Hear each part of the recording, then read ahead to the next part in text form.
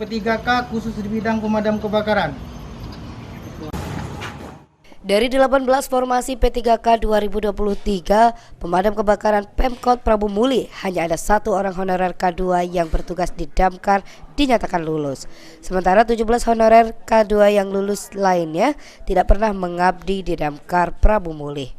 Padahal berdasarkan pedoman seleksi P3K Jabatan Fungsional Damkar dan JF Analis Kebakaran tahun 2023 dari Kemendagri menyatakan harus memiliki pengalaman 2 tahun dan bekerja di dinas terkait.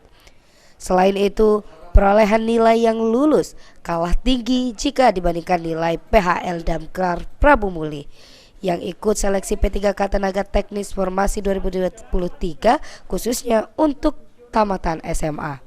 Heri Susanto, salah satu petugas damkar yang gagal dalam seleksi P3K, meminta pemerintah Kota Prabu Muli meninjau ulang hasil dari kelulusan seleksi P3K Jabatan Fungsional Damkar. Karena berdasarkan surat dari Kemenpan dan Kemendagri, K2 yang diprioritaskan itu yang bekerja di bidang fungsionalnya. K2 yang diprioritas itu adalah K2 yang bekerja di bidang fungsionalnya.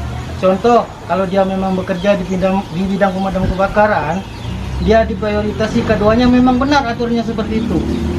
Cuman yang 17 lolos K2 itu di bidang pemadam kebakaran itu tidak memenuhi syarat K2 di bidang pemadam kebakaran.